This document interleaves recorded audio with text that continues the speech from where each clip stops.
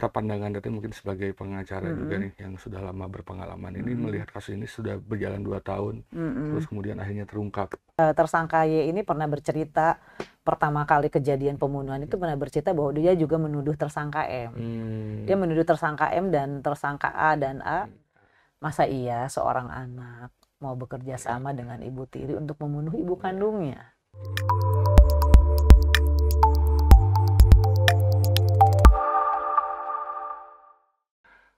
Pagi ini kami akan membahas isu yang sedang jadi newsmaker selama 2 tahun terakhir, yakni kasus Subang yang sudah memasuki babak baru. Ada penetapan tersangka, sudah prarekonstruksi, kemudian eh, sudah tergambar banyak kejadian peristiwa sebenarnya, meskipun baru sepihak dari Danu dalam prarekonstruksi ini.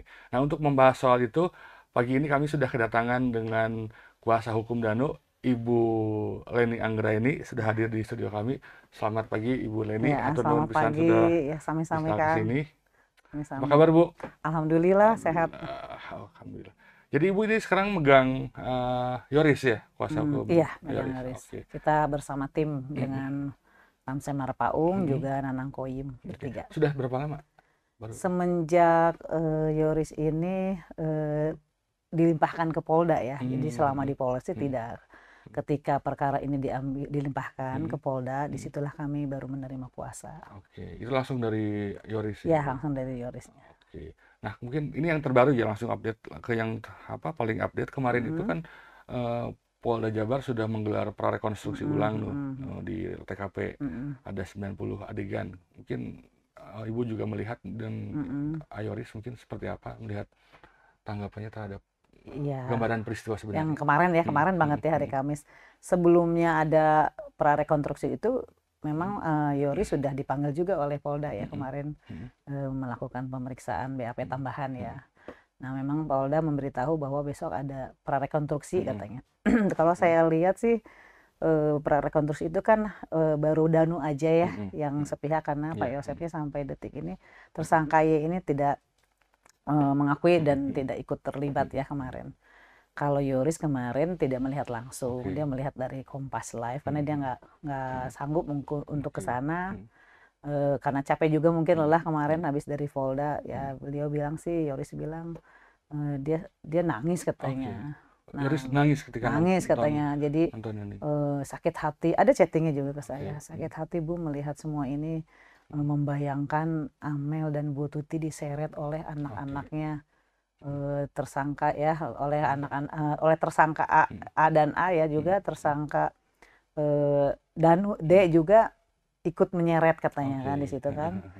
Dipraktekannya kan begitu ya. Jadi Danu ini ikut menyeret kan tubuhnya korban ya, Ya. Bu Tuti. Yang pasti merasa ini betul-betul sadis katanya menurut. Karena mungkin Pak Yoris juga baru pertama kali melihat mungkin ya, atau apa Iya, iya langsung baru pertama ya kali. setelah 2 tahun terakhir ini kan Iya, setelah 2 tahun bisa lagi. mendapat gambaran peristiwa ternyata Prarekonstruksinya waktu kan itu 2 kali ya, 2 kali. 2 kali. Ini yang Oke. kedua 86 adegan kalau Ya, nggak ya. salah. Hmm. Kalau nggak salah ya. Jadi terpukul sih pastinya ngelihat itu. Jadi tidak menyangka, maksudnya kok tega itu, setega itu gitu Danu kalau memang benar ya. Padahal kan hubungannya dekat gitu dengan Yoris, juga kan sering ngobrol. Terus dengan siapa, dengan Bu Tuti pun sudah dianggap anak oleh Bu Tuti. Memang lebih dekat juga dengan Pak tersangka Y juga ya.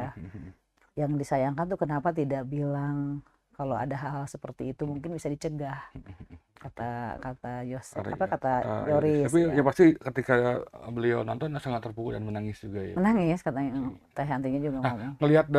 ngelihat dari prarekonstruksi kemarin, Mm-mm. mungkin dari Pak Yoris sempat atau cerita bahwa apa masuk akal kah misalkan dengan relasi Pak Yoris selama ini dengan Pak Yosep, dengan Ibu Tuti di rumah Mm. itu, melihat Mm-mm. aktivitas itu emang wajar nggak? Mm-mm. Maksudnya satu satu hal yang wajar nggak, atau memang bisa jadi seperti itu? Ya, kalau dari keterangan Yoris sendiri sih, dari awal-awal pun cerita sebelum ada penetapan tersangka pun memang Yoris ini sudah curiga kepada tersangka D juga, baik tersangka Y.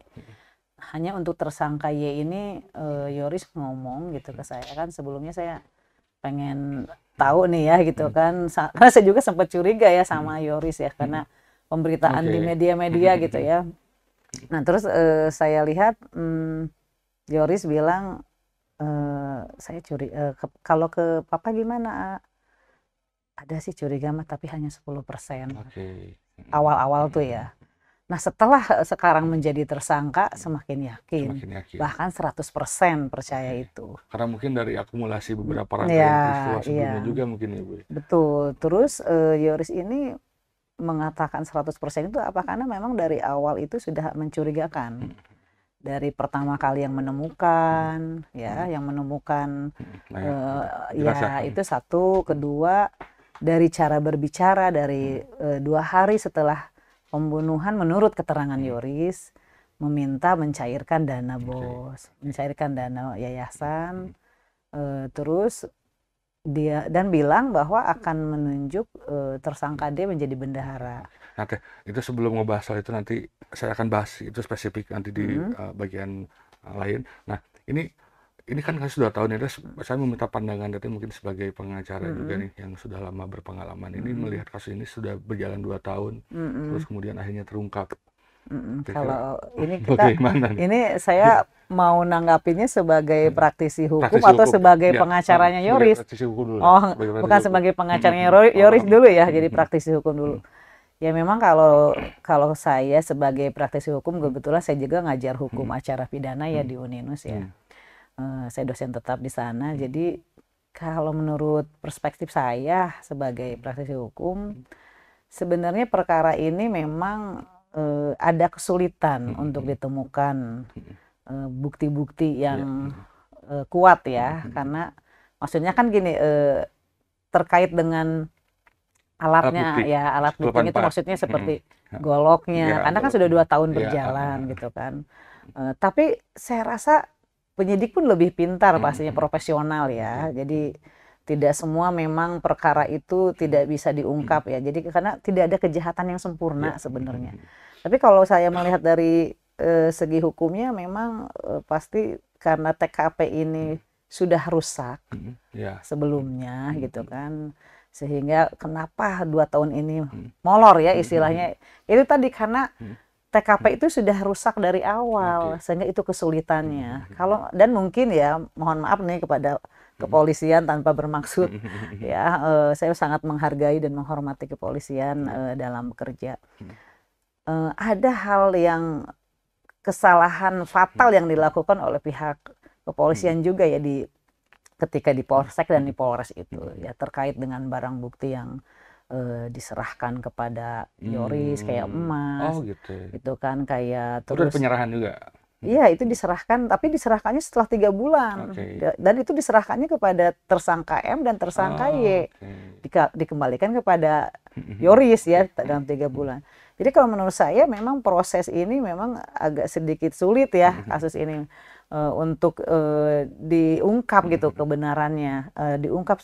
Tapi polisi juga kemarin bilang ke saya memang ada bukti-bukti yang sinkron dengan apa yang diungkapkan oleh tersangka D gitu. Jadi ada kesinkronan gitu. Jadi selama ini kan menggali terus mungkin ya. Ya kami sih kalau sebagai praktisi hukumnya percayalah pasti kasus ini walaupun hard gitu ya, insya Allah nanti akan terbukti karena saya yakin Polda itu profesional. Dan yang pasti ada gium tidak ada kejahatan yang sempurna ya. Betul, tidak ada kejahatan yang sempurna walaupun memang si golok ini kan yang dicari ya. Nah ini kemarin juga kan kami mau wawancarai Bung Rohman Hidayat, Kuasa Hukum Yosep. Nah beliau mengkritisi soal bagaimana penetapan Yosep tanpa menghadirkan golok, karena bagaimanapun juga golok sebagai bukti petunjuk untuk mengetahui dengan cara apa kedua korban itu dieksekusi. Terus kemudian juga beliau mengkritisi juga soal penetapan 3 tersangka yang lainnya, ketika Bu Mimi, Arigi dan Abi, karena belum didukung alat bukti yang lainnya. Dan asumsi beliau juga didukung dengan fakta bahwa ketiganya belum ditetapkan sebagai tersangka. Seperti itu. Jadi mengkritik lah, gitu. ya sah-sah aja kan kalau namanya pengacara dari T ya itu memang seharusnya memang dilakukan pembelaan yang maksimal Sebagai ya, tugasnya juga sebagai ya. Tapi tugasnya yang pasti juga ya. Ayoris sampai saat ini juga sudah merasa yakin bahwa Kalau Ayori sih karena berdasarkan mm, karena kejadian-kejadian mm, yang dialami mm, dari semenjak yayasan itu dikuasai mm, oleh Bu Tuti mm, dan Bu Amel oke. dan Aneng Amel Mm, ya. Jadi Ayoris memang mempercayai mm, karena Ayoris sendiri yang tahu sifat oke. sifat Mm, ayahnya, mm. maksudnya sifat papahnya, Jadi sebenarnya relasinya itu seperti apa sih, Bu? Jadi relasi antara relasi kuasa antara yayasan dengan keluarga. Nah, oke, jadi awalnya itu korelasinya ya, korelasinya. korelasinya. Jadi gini, Yoris itu bercerita ke saya bahwa yayasan itu memang yang membuat ayah Oke, papahnya Pak ya, Yosep. tersangka Y. Jadi Bu Tuti dan Amel tuh nggak setuju adanya yayasan awalnya ceritanya. Nah, tapi akhirnya terbentuklah yayasan itu memang ada andil dari Ibu Mimin. Oke, Ya, oke. tersangka Oh, M, itu setelah tersangka setelah M. menikah berarti setelah menikah Ya, dengan itu Bu dibuat Mimin. yayasan setelah Oke. menikah. Jadi menurut keterangan Yoris, yayasan itu akhirnya terbentuk dan memang ada andil dari tersangka M. Bahkan tanah tersebut katanya dibeli dari tanah yang di dalam yayasan ya, dibeli dari keluarganya M. Oke. Menurut Ayoris, itu pun Ayoris kata papahnya, Papanya, ya oke. begitu kan. Yoris itu sebenarnya kan masih masih belum terlalu cukup dewasa banget ya saat itu. Ya Oke. mungkin sudah dewasa dalam umur mah, mungkin dia hanya mendengarkan dari papahnya, mamahnya mungkin kan. Nah, setelah terjadi adanya yayasan, memang saat itu dikuasai oleh Bu Mimin dan Pak Yosef. Oke. Ya, nah setelah itu dikuasai. Nah, Ya sejak pendirian memang sudah. iya, iya, sejak Oke. pendirian dan terkait dengan dana bos dan apapun itu Pak Yosef yang Itu mengelola. oke, kemudian? Nah, setelah itu Pak Yosef tuh membuat akte lah, membuat Yoris lah menjadi ketua yayasan. Oke. Itu Selanjutnya, sebelum peristiwa ini. sebelum, Oke. selanjutnya Bu Tuti lah sebagai bendahara, Amel sebagai sekretaris ya di dalam akte itu ya, Oke. dan juga merangkap sebagai bendahara sekolah. Kan beda bendahara Oh yayasan ya, sama bendahara sekolah kan pasti beda ya. Nah, semenjak kejadian itu kata Yoris terjadilah sering percecokan. Awal Iya, soal percecokan. struktur itu Iya, ya. Oke. percecokan masalah gaji dan sebagainya kata Yoris. Memang sebelumnya juga sering percecokan mabuk katanya. Karena ya namanya juga mama dihianati, gimana sih Bu? Ya, ya, ya. Kan Allah yang sering menghapus air matanya mama Bu katanya saat itu. Dan bahkan AA juga pernah marah katanya gitu, pernah apa mukul golok ke inilah Ya, ya. ke motor gitu. Gara-gara mamah nangis ngelihat tersangka M dan tersangka Y boncengan. Oke. Itu sebelum ada kisruh ini ya, yayasan menjadi milik Amel dan Bu Tuti, bendaharanya Oke. Jadi maksudnya. ada dua fase ya. Pertama pendirian itu melibatkan Bu Mimin. Setelah pendirian ada pembentukan struktur Nah, organisasi. tapi Bu Mimin tidak Bu Mimin dilibatkan tidak di situ, dilibatkan. tidak Oke. dimasukkan sebagai apa dan Akhirnya apa, Bu Tuti masuk apa dan siapa. struktur. Oke. Nah, di situ ada konflik. Nah, konflik. Jadi bendahara itu kan Bu Tuti. Iya. Jadi akhirnya keuangan itu yang menguasai kan Bu Tuti dan Amel. Oke. Nah, disitulah mulai ribut. Amel itu memang sering, kalau menurut keterangan Ayoris memang sering ngelawan. Nah, ini Tribuners menariknya kenapa yayasan ini dibahas karena sejauh ini penyidikan Polda Jabar juga sudah mengarah kepada dugaan penyalahgunaan dana bos yang ada di yayasan. Sehingga dengan berbekal endusan tersebut, polisi mencari motif. Apakah ada motif konflik yayasan sehingga akhirnya peristiwa itu terjadi? Itu mungkin seperti ada ya yang akan terjadi. Iya, kalau menurut kita juga ya baru dugaan ya, tapi kan nanti polisi yang akan membuktikan semuanya ya. Kita kan hanya istilahnya melihat dan memantau aja. Apalagi kan Yoris ini sebagai anak dari korban tentunya minta keadilan juga ya.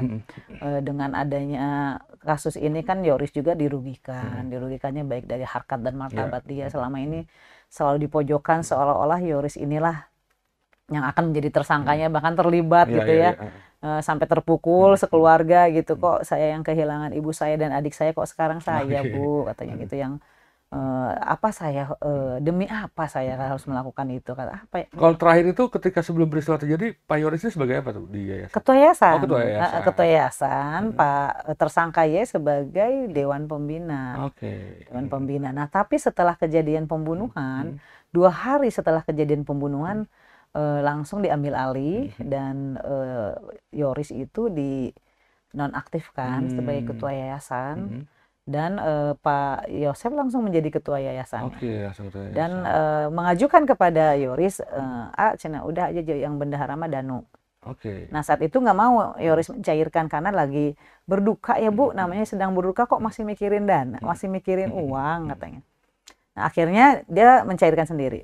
Nah dari situ memang Yoris juga Itu nggak dana cairkan dana yang ini sekolah swasta kan, sekolah swasta. Jadi kalau sekolah swasta berarti dia menerima dana bos swasta iya dengan koordinasi dari Pemprov Jabar. iya Nah itu tiap tahun memang menerima bantuan. ya menerima bantuan Kira-kira berapa? tiap tahun menerima bantuan. Kalau saya lihat sih per kali bantuan itu sebesar 200 sampai 300 ya. 230. Dari tahun?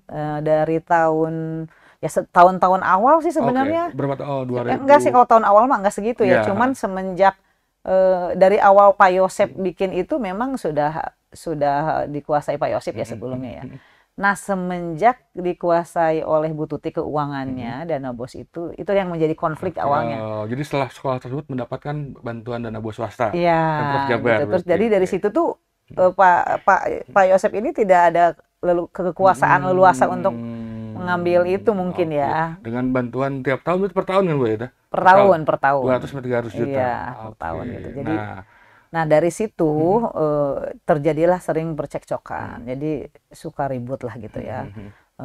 Nggak bisa sebebas seperti ketua yayasan. Maksudnya seperti yang mempunyai yayasan.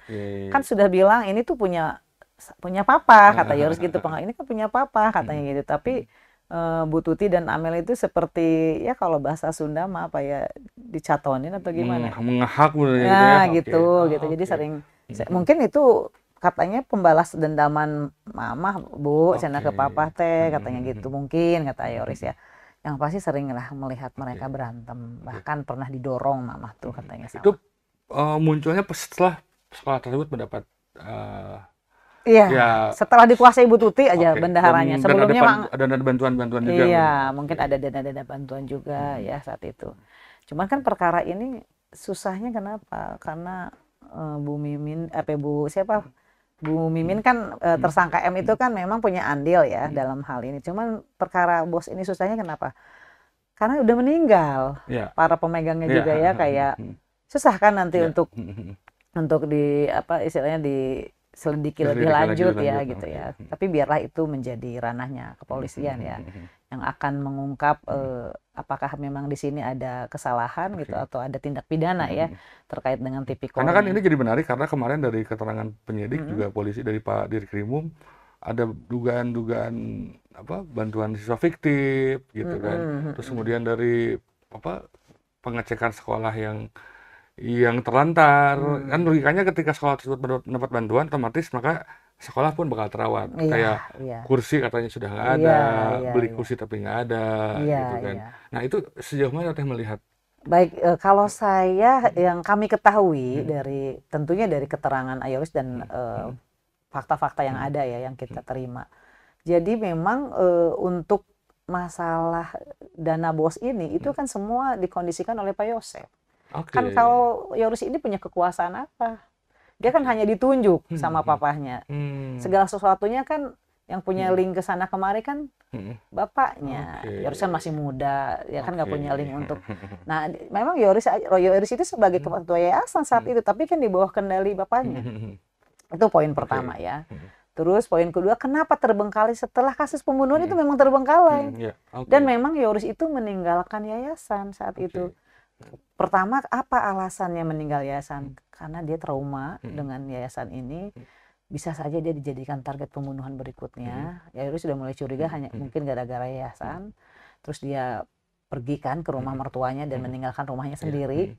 Karena sudah tidak mau lagi mengurus. Dan selama kejadian pembunuhan itu dia udah nggak mau ngurusin lah intinya gitu terhadap yayasan ini. Nah dari situ mulailah dirayu melalui orang untuk diminta kembali menjadi ketua, menjadi kepala sekolah. Oh, jadi kepala sekolah. Karena waktu itu ketua yayasannya Pak Yosep ya. Nah jadi makanya pasti terbengkalai karena memang setelah pembunuhan itu orang-orang tuh siswa tuh pada takut juga untuk bersekolah gitu ya.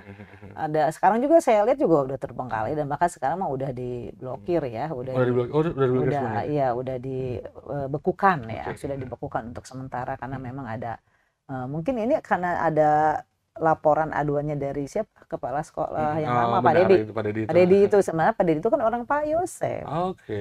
Ya kan orang yang ditunjuk oleh Pak Yosef memang Yoris sempat agak marah ya sama orang ini gitu sama D ini karena saat itu yang katanya menurut keterangan Yoris ya ini kan pembuktiannya juga kita masih dugaan aja. Ada guru yang tidak dibagikan waktu itu sama D ya sama D. Tapi mungkin sudah selesai, udah beres kayaknya mungkin. Nah memang dalam hal ini harusnya D juga ikut andil juga ya kan sebagai kepala sekolah saat itu ya. Kalau Yoris ini kan sebenarnya hanya ibarat kata Sunda mah tulis tonggong gitu.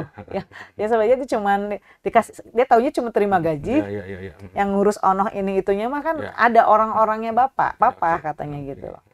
Jadi bahkan ditanya hal-hal apa yang lebih dalam tentang pendidikan pun Yoris tuh kadang kurang tahu ya Bu katanya gitu.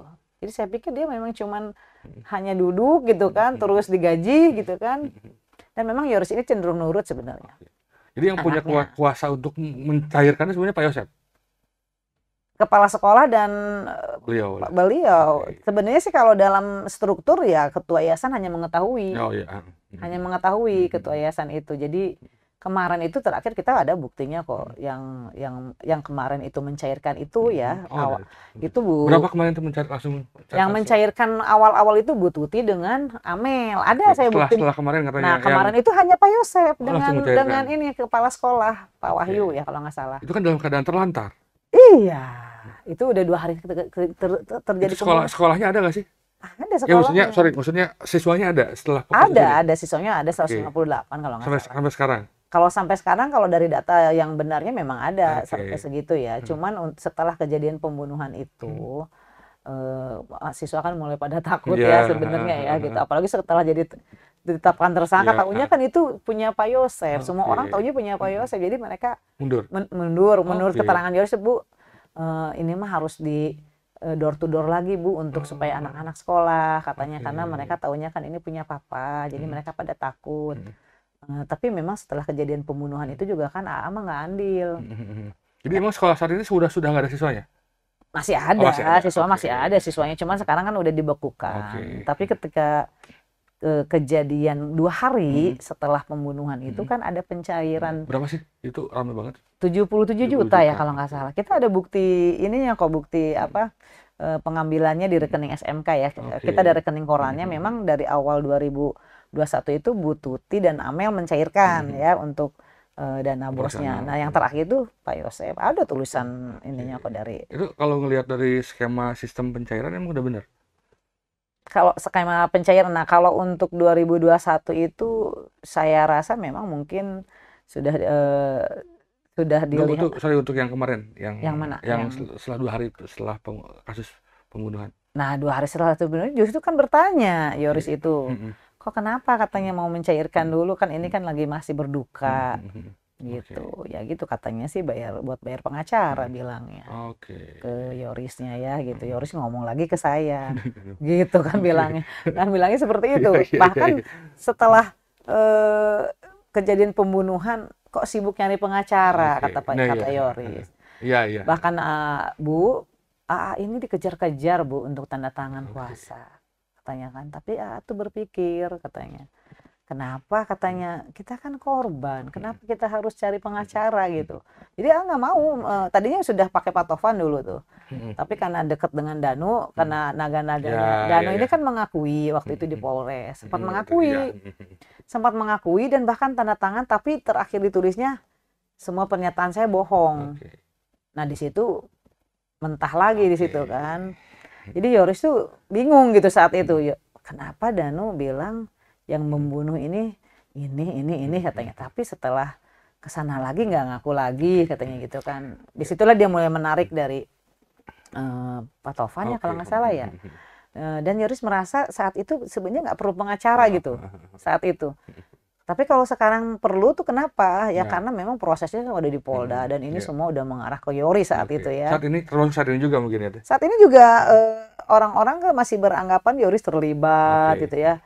Tapi saya pastikan sih Nah, tidak lah. menurut keterangan dari Pak Yoris sendiri ke Ibu, itu gimana soal to make sure that bahwa eh, Pak Yoris tuh nggak ada Pak Yoris tuh nggak ada di lokasi atau seperti apa gitu Oh pada ya malam kalau kejadian. jadi Ini kita gini, flashback lagi lah. oke ya kalau kalau dari keterangan Eris apalagi di BAP kemarin kan Mm, mm, sudah dibuat BAP mm, penambahannya mm, kemarin dan mm, bahkan semua udah mm, dibukakan secara komprehensif mm, ya mm, oleh Yoris di BAP kemarin. Jadi Yoris itu memang ada indikasi oleh pihak ini baru dugaan ya. mm, Bisa benar, bisa salah kan saya juga. Jadi ada mengarah itu mau menjebak Yoris. Oke. Gitu ya. Jadi kayak mau mengkambing hitamkan Mm, Yoris. Pertama, mm, kenapa bisa seperti itu? mm, Ini sudah akumulasi dari kemarin ya, ya. karena BAP kemarin. Mm, Pertama yang waktu kejadian TKP Yoris disuruh datang. Oke. Ya kan sama omnya ya Pak Mul sama Nah, sama oke. sepupunya juga saudara A Anggota ya, anggota ya anggota Polres Polres Subang yang Humas. perwira itu. Oke. Nah, jadi datang ke sana terus disuruh mengambil pool apa namanya? Mm. Pool golf ya. Stick golf. Oh, Poolnya ya, oh, iya, iya, iya. gitu kan yang poolnya. Oke. Kenapa harus Yoris yang mau yang Malam ngambil? itu malam kan? Eh, Pada malam kejadian kan itu? setelah Oh, setelah. setelah Oke. kejadian, setelah ada para polisi juga. Jadi suruh ngambil itu dengan Pak Mul dengan Pak Yosef dikasihkan diambil dulu sama Pak Yosef, tapi dia pakai gini ngambilnya kata Yoris. Ngambilnya gini, Ngambil. terus Oke. dimasukkan sama Yoris dengan tangan telanjang ngambil, Oke. masukin ke tasnya Yoris. Nah, gitu itu. Jadi Yoris yang suruh memberikan kepada kepolisian. Itu yang menjadi Oke. kecurigaan Yoris awal. Terus Merasa dijebak. Oke. kedua disuruh bawa mobil Yaris. Oke. Ya kan mobil Yaris itu memang bukan merupakan barang bukti ya, itu kan Alphard ya, Iya. di mayat itu kan di Alphard. Tapi kan Yaris ini ada ya dalam TKP ya, Iya. Yaris dan BMW ya, yang BMW lama. Nah, disuruh bawa mobil Yaris oleh omnya dan keponakannya yang polisi itu, katanya suruh dibawa aja deh, itu mah bukan merupakan barang bukti lah, bawa aja. Dibawa gitu kan, terus dibawa ke rumah Waldis juga kan pada takut itu kan gitu. Akhirnya Kapolres marah kan, "Lah, kenapa ini dibawa, itu kan barang bukti." Untung di situ ada saksi ya yang mengetahui. Teh Yanti dan Bu Lilis juga tahu deh kalau nggak salah. Nah, terus Yoris bilang lah kan saya mah disuruh, akhirnya dikembalikan lagi tuh mobil. Oke. Sebentar Teh, menarik nih soal dijebak. Jadi Pak Yoris itu pada setelah kejadian disuruh ke rumah. Disuruh ke rumah untuk mengambil Ke stick TKP, ke TKP. iya, sama kucing juga lah kalau nggak salah ya. Oke, Ngambil kucing, ambil stick golf gitu. poolnya. Oke. Dan Pak Yosef menyerahkannya dengan tidak memegang Iya, poolnya, pakai gini. menggunakan alas sendiri mungkin Iya, gitu ya. Jadi pakai nggak menggunakan tangan. Enggak, jadi dikasihin ke Yoris. Itu satu. Terus mobil Yaris ya, dua. Terus apalagi ya, sama perhiasan dikasihin ke Yoris. Perhiasan yang punya Amel, dikasihin ke Yoris. Sama kunci rumah dikasihin ke Yoris. Dikasihin ke Yoris, terus Yoris akhirnya mengasihkan lagi ke polisi. Nah, jadi kalau misalkan ada anggapan Yoris menguasai rumah dan sebagainya, itu jelas ada bukti chattingnya kok. Yoris itu disuruh, jadi papanya menyerahkan tersangka ya ini menyerahkan kunci itu ke anaknya, dan anaknya akhirnya Yoris itu menyerahkan lagi kepada Intel ya. Jadi sekarang ini kunci itu ada di kepolisian, kunci rumah TKP. Anda sebagai advokat merasa ada upaya-upaya penyebakan dengan kalau kita runtun ya, kalau kita simak dari kronologis yang diceritakan ya bisa saja, kemungkinan itu bisa saja, karena logika berpikirnya begini, untuk apa diserahkan ke Yoris, kenapa kita nggak menyerahkan langsung ke kepolisian Pak ya ini, kenapa harus selalu melalui anaknya sementara dia kepala keluarganya kan, kenapa harus diserahin ke anaknya, dan yang menemukan pertama kali kan dia juga. Kenapa dia nggak serahkan kuncinya sendiri, kenapa dia nggak serahkan juga yang ngambil sendiri pull up-nya, kenapa harus diserahkan ke anaknya, ke tas anaknya gitu. Itu yang menjadi. Itu pull up-nya kosong. Pull up-nya kosong. Yoris nggak tahu katanya kosong apa enggaknya. Pokoknya itu langsung diserahin lagi ke polisi. sama Yoris gitu, diserahin lagi ke polisi sama Yoris. Maksudnya kenapa harus lewat AA? Iya, iya, Kan iya. kata Yoris, kenapa selalu lewat AA? Heeh. Itu yang menjadi pertanyaan katanya. Ya mungkin kan bisa saja ke arah situ ya. Ada kemungkinan Itu bisa kemarin saja. juga kan Pak Yoris diperiksa di Polda teh katanya. Mm-mm. Itu sejauh mana pemeriksaannya? Ya itu Apa saja yang dibahas? sejauh jadi hanya penambahan BAP aja sih, tidak begitu terlalu banyak. Jadi hanya meminta hanya bertanya tentang ya tadi masalah pull up itu, Oke. terus masalah Pak Yose, tersangka Y ini pernah bercerita pertama kali kejadian pembunuhan itu pernah bercerita bahwa dia juga menuduh tersangka M. Dia menuduh tersangka M dan tersangka A dan A. Jadi bilang kepada kakak-kakaknya Bu Tuti ya saat itu, dan ada Yanti, ada Yoris di situ. Dia bilang ini yang membunuh ini M katanya dan anaknya katanya gitu. Saya mau menceraikan dia katanya. Nah itu didengar semua di situ oleh. Jadi itu terkait itu aja sih, sama terkait yang tadi Pul, sama mobil juga kan, sama emas juga. Kenapa emas ini bisa ada di Yoris? Kronologisnya itu emas itu diberikan tersangka M dan tersangka Y ke rumah Yoris setelah 3 bulan kejadian pembunuhan. Dan ya juga bingung kenapa diserahkan, katanya dengan alasan buat cucu, buat anak cucu, buat cucunya lah. Atuh ngeri Bu, mau makainya juga namanya bekas ini masa mau dipakaikan ke anak, tapi kita simpan aja. Dan itu banyak sidik jari kita memegang perhiasan segala macem katanya gitu. Itu berarti Pak Yoris sempat memegang Pull up. bukan mobil Alphard. Mobil Alfa enggak sih. Sempat dibawa. Enggak. Kalau sebelum pembunuhan pernah juga. Kalau setelah kejadian pembunuhan dia hanya memakai Yaris. Hanya mobil Yaris yang punya Amel. Yang hanya punya Amel, jadi hanya memakai itu. Tadi kan ada peran Pak Mulyana juga nih, dia Pak Mulyana dan anggotanya. Pak Mulyana adiknya Pak Yosep. Dan Pak Mulyana punya anak Perwira Polres Subang juga kan. Iya. Nah itu dalam pemeriksaan mungkin Pak Yoris sempat bercerita bagaimana sih soal dua orang ini. Jadi Yoris ini memang disuruh oleh Arif dan Pak Mul untuk mengambil Yaris. Menurut pengakuan dan Pak Karyono gitu kalau nggak salah, yang Kani tetap ya di situ, saya lupa tuh kemarin. Nah jadi memang Pak Mul itu dan Arif lah yang menyuruh membawa mobil. Bahkan ketika otopsi Arif juga melarang Yoris untuk melihat karena takut nggak kuat katanya, padahal Yoris pengen tahu. Tapi Arif melihat? Enggak. Sampai terakhir nggak melihat? Nggak melihat waktu otopsi mah. Waktu mau diotopsi nggak dibolehin sama Arifnya. Itu satu. Jadi memang Pak Mul dan Arif inilah intinya yang menyuruh. Karena ini kekuasaannya apa mau ngambil di mobil Yaris? Itu kan sedang ada dalam dalam kejadian, dalam TKP ya. Sok kira-kira berani nggak Yoris ngambil kalau tanpa perintah? Apalagi polisi juga mungkin. Iya. Kalau Yoris itu sebenarnya anak nurut sih. Kalau tipenya, kalau saya lihat kalau disuruh gini mau gitu, disuruh ini mau gitu. Jadi kalau Amel kan lebih berontak mungkin ya, lebih ini, kata Yoris emang Amel yang sering banyak ngelawan katanya gitu. Soal motif teh mungkin apa motif? Ya, saya mungkin ini pertanyaan buat polisi, paling tidak kan Ibu sebagai kuasa hukumnya Yoris paling tidak bisa membuat sebuah hipotesa sementara. Iya, kalau saya sih sebenarnya bukan ranah saya ya untuk ngomongin motif ya, itu pasti ranahnya kepolisian, haknya polisian nanti, karena beliaulah nanti yang akan, para polisi inilah yang akan melakukan penyidikan lebih komprehensif ya tentunya. Tapi boleh aja kalau berandai, bukan berandai, kalau boleh aja kita sebagai berdasarkan cerita sebelumnya, boleh aja ya. Kalau saya rasa sih bisa saja ini memang motifnya yayasan ini, dana yayasan, karena Bu Tuti ini kan nggak punya musuh juga kata Yoris ya. Emang nggak pernah dikasih duit katanya teh Pak Yosep ketika Bu Tuti memegang yayasan? Ya dikasihnya tuh cuma 15 itu, kadang 15 juta. Iya, kadang 20 kata Yoris. Jadi nggak banyak sih memang. Kadang-kadang mungkin kalau dulu mah banyak, mungkin menguasai sebelum sama mama ya. Memang ini secara ininya sih saya rasa mungkin bisa saja ini karena motifnya yayasan itu. Dan ditambah lagi dengan bara asmara tentunya ya. Kan bara asmara ya, jadi bisa saja itu salah satunya motifnya, yang pasti yayasan itu kalau menurut saya sih.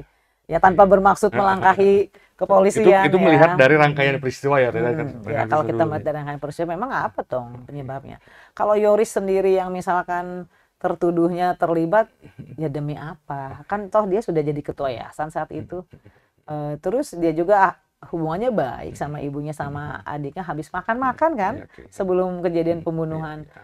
Masa iya seorang anak mau bekerja sama dengan ibu tiri untuk membunuh ibu kandungnya? Ya kan demi apa gitu kan. Jadi kadang-kadang ya kalau ngelihat netizen-netizen ya lucu ya, Iya. suka kok bisa ke Yoris sih, tapi wajar itu sih, namanya juga pendapat manusia mah Iya. wajar-wajar sah-sah aja ya kalau selama itu buat anekdot mah Iya. gitu. Tapi kan ini menjadi psikis Yoris terganggu loh. Oke. Ini terganggu banget ya. Jadi sampai dia itu down loh. Pas diperiksa di kepolisian tuh dia sampai ngehang, sampai ditanya nama anak aja sampai lupa coba. Oke. Bayangin gak saking tertekannya dia. Pas ditanya di kepolisian sampai penyidik bilang, "Bu, itu gimana klien ibu masa ditanya anak namanya lupa," katanya. Oke. Waktu di Tipikor ya. Kata saya itu saking dia ya kan waktu Tipikor ada pemanggilan juga hari Senin itu, tapi baru klarifikasi, Oke. undangan klarifikasi terkait dana bos tahun Oh, 2021. ternyata di Tipikor juga itu ini baru tahu nih. Ada Oke. hari Senin panggilan Oh. kemarin. Jadi Ini bukan di sama Krimum, bukan? bukan, hari Oke. Krimum itu hari Rabu. Dan ini Nah, tahapan awal klarifikasi mungkin itu ya? iya, undangan Oke. klarifikasi saat itu down juga kan. Sempet ditanya sama penyidik itu saat itu ya kan nama gitu kan, usia gitu kan, terus nama anak siapa. Lupa sampai ngeheng. Jadi ya menurut saya memang Yoris tertekan pastinya ya dengan kasus ini ya, apalagi di media itu kan Iya.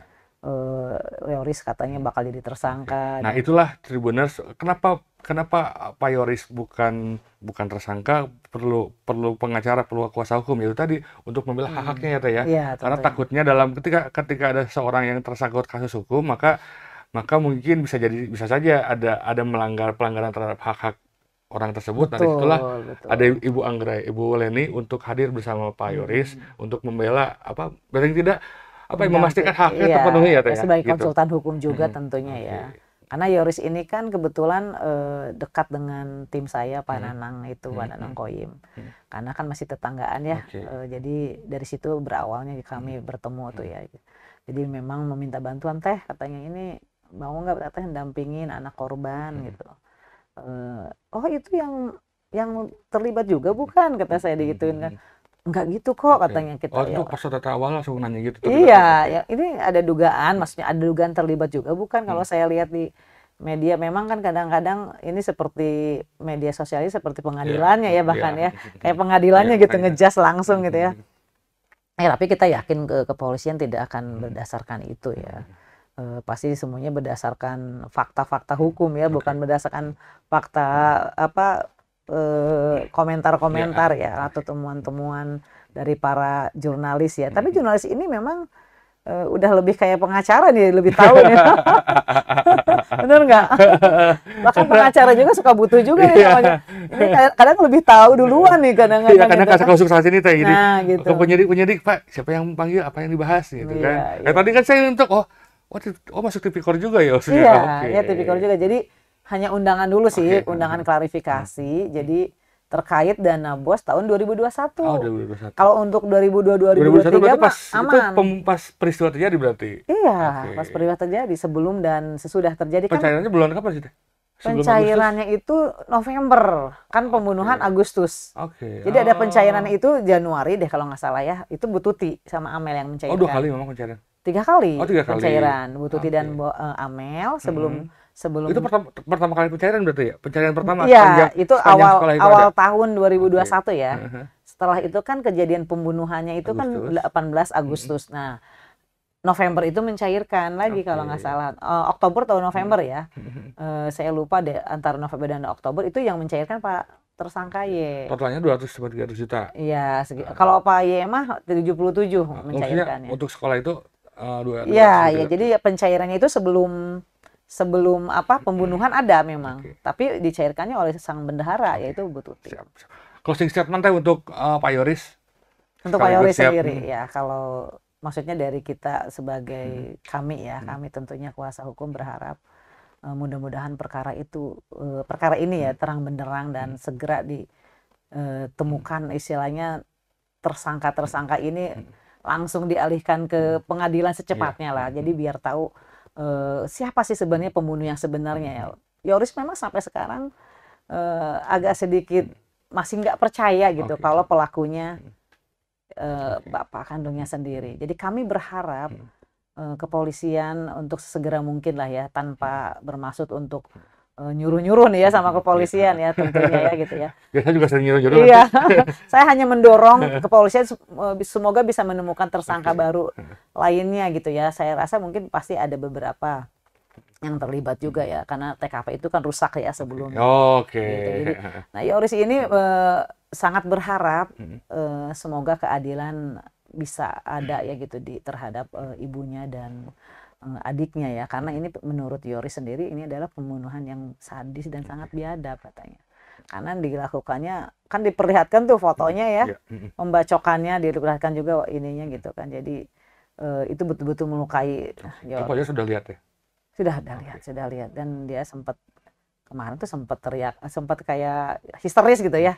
Yorisnya sempat, yang pasti dari kami berharap semoga segera kasus ini dilimpahkan ke pengadilan tentunya ya, agar kita tahu vonisnya seperti apa dan minta vonis yang seberat-beratnya tentunya sesuai dengan perbuatannya. Dan tadi soal tersangka baru mungkin karena ini dari awal juga saya sudah mendorong dari 2021 bahkan saya sudah mendorong dari pemberitaan bahwa harusnya ini ada tersangka baru dari perusakan alat bukti gitu kan. Ya, karena bagaimanapun juga TKP itu ya harus steril gitu kan. Betul. Dan cuman dari 2021 saya sering ngedorong bahwa harusnya ada tersangka baru untuk yang merusak TKP ini ya, mudah-mudahan lah.